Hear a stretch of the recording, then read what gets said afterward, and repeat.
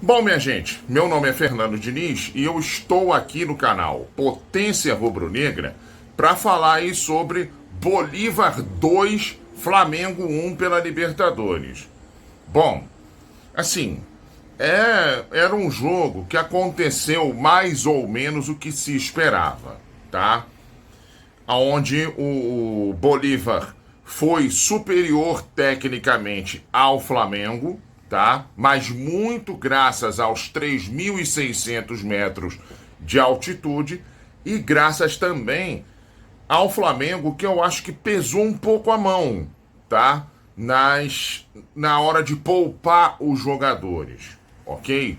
Porque assim, claro que você tendo uma sequência dura que nem o Flamengo tem, o Flamengo pegou o São Paulo, pegou o Palmeiras, pegou o Bolívar ontem, vai pegar o Botafogo no domingo, aí, aí depois vai pegar Bragantino, entendeu?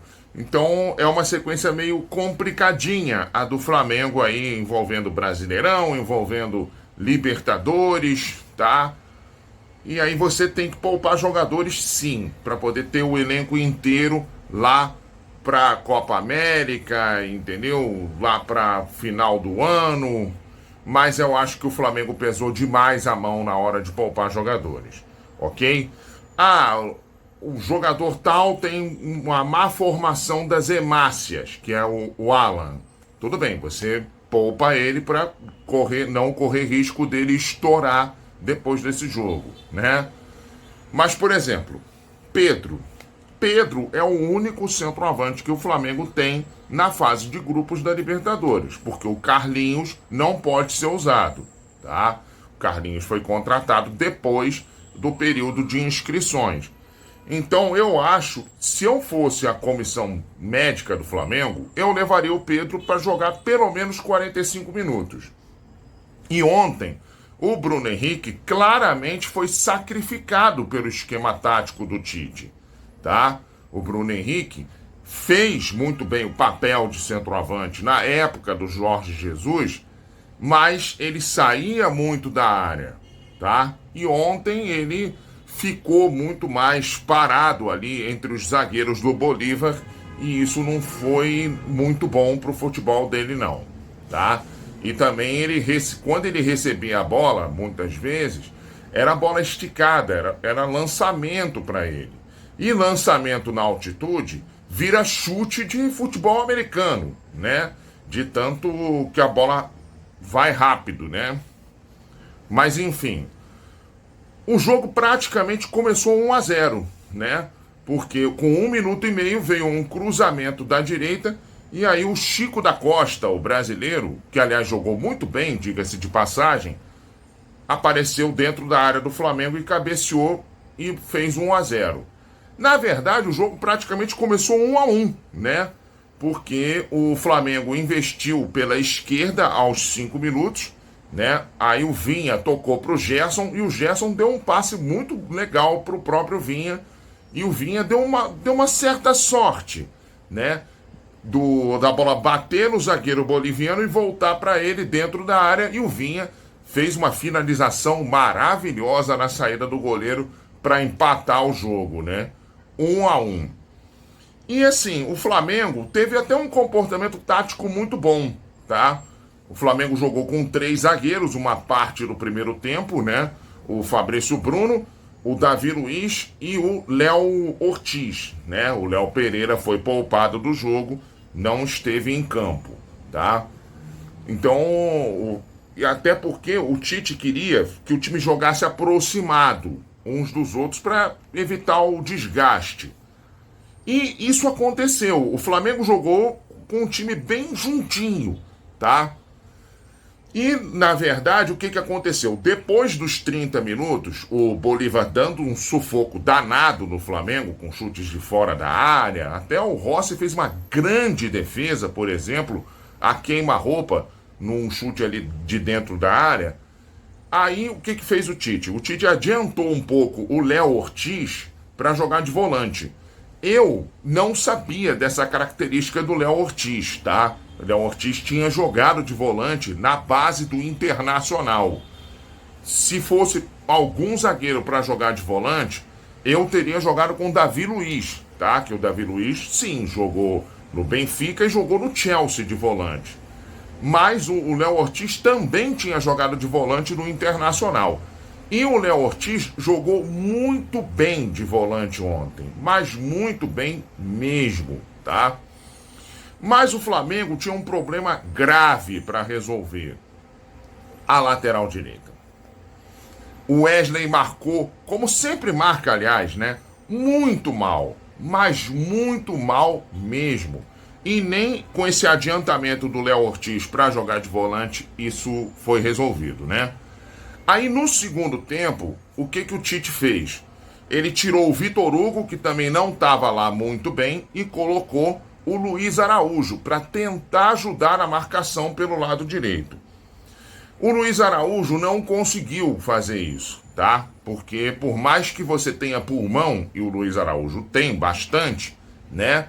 Na altitude é outra coisa, né? Você tem que... A distância que você percorre é a mesma, mas você sente muito mais, né? Na altitude. E o Luiz Araújo, ele ajudou muito, sim, na parte ofensiva. Ele até entrou bem na parte ofensiva. Na parte defensiva, não entrou lá muito bem, não. E aí o Flamengo continuou sofrendo menos do que sofreu no primeiro tempo, mas sofreu. Mas, enfim, o segundo gol do Bolívar sai pelo lado direito de defesa, mas não por erro de posicionamento do Wesley, não, por um erro individual, tá? Do Igor Jesus, que estava até fazendo um bom jogo. Só que tem que o Igor Jesus... Amigo, olha só, se você vai dar um bote errado na altitude, você dá um bote errado num jogo normal, num jogo sem altitude, já é um problema, tá? Porque aí você leva um zagueiro para ir para a lateral direita, entendeu? Aí você faz com que o outro zagueiro vá, né, cobrir esse outro zagueiro que foi para a lateral direita. Tô citando um exemplo, né?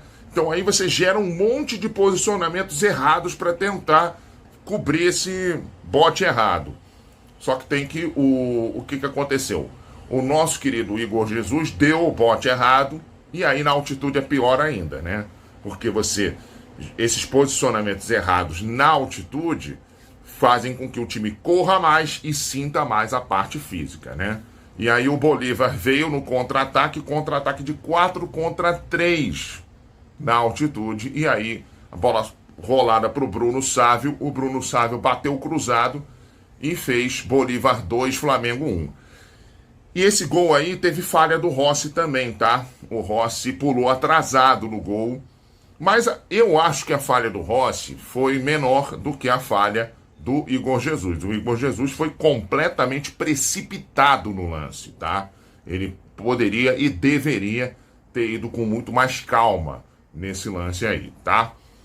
Mas enfim, Bolívar 2, Flamengo 1, e o Flamengo tentou até alguma coisa na parte final do jogo. O Tite, por exemplo, ele entrou com o Lohan e entrou com o Matheus Gonçalves, e os garotos entraram muito bem, tá? Principalmente o Lohan. O Lohan teve chance de empatar o jogo, tá? Na parte final. É que acabou não conseguindo. Mas os dois garotos entraram bem. E o Matheus Gonçalves fez até umas jogadinhas interessantes ali na parte final do jogo, tá? Mas o Flamengo acabou perdendo por 2-1. Enfim, diante do que poderia ter acontecido, foi um resultado até aceitável, tá? O Flamengo poderia ter sido goleado na altitude de La Paz, tá? E agora o Flamengo perde por 2-1. E o saldo do Flamengo ainda é positivo dentro do grupo. O saldo é de 1 gol positivo. O problema é o seguinte: o Bolívar tem 9 pontos e o Flamengo tem 4. Ou seja, ficou difícil de alcançar os bolivianos lá no final da fase de grupos. O Flamengo vai ter que torcer para o Bolívar perder pontos, principalmente para o Milionários lá na Colômbia. Estou falando principalmente porque o Bolívar ainda vai receber o nosso querido Palestino do Chile, tá? E hoje o Palestino do Chile recebe o Milionários da Colômbia, lá no Chile. O ideal seria um empate, tá? Para o Flamengo. Mas eu não vou ficar surpreso se o Milionários vencer lá no Chile, não. Tá bom? E aí o Milionários iria para 4 pontos e empataria com o Flamengo na pontuação. Bom, minha gente, isso é tudo que eu estou falando sobre Bolívar e Flamengo. E aí a gente vai, mas a gente volta na semana que vem já falando de Flamengo e Botafogo aqui no canal Potência Rubro-Negra, tá bom? Você que está aqui no canal é inscrito? Não? Por favor, se inscreva no nosso canal, deixa aquele like maneiro nos nossos vídeos, tá bom? Comente nos nossos vídeos. E, por favor, nos ajude também a produzir com cada vez mais qualidade para vocês, tá bom? Tchau, tchau, gente!